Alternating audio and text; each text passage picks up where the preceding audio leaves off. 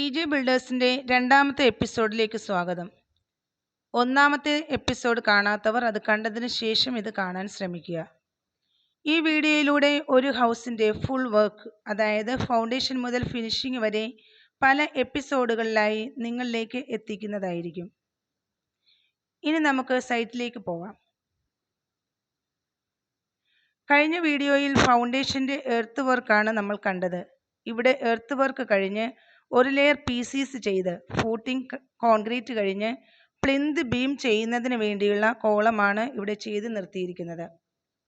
ഈ കോളത്തിൽ അപ്ലൈ ചെയ്തിരിക്കുന്നത് വാട്ടർ പ്രൂഫിൻ്റെ ഒരു പ്രോഡക്റ്റാണ്.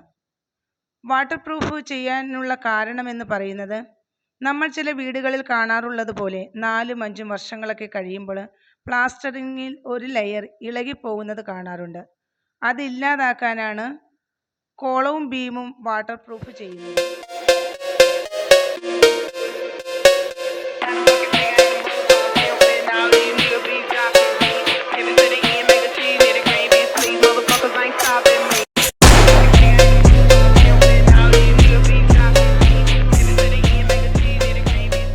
സാധാരണ കോളവും ബീമും ചെയ്യുന്നത് ലൂസ് മണ്ണ് ഉള്ള സ്ഥലത്താണ്. പക്ഷേ ഇവിടെ ചെയ്യാൻ കാരണം ലൂസ് മണ്ണായതുകൊണ്ടല്ല, ഹെവി സ്ട്രക്ചർ ബിൽഡിംഗ് ആയതുകൊണ്ടാണ് കോളവും ബീമും ചൂസ് ചെയ്തിരിക്കുന്നത്.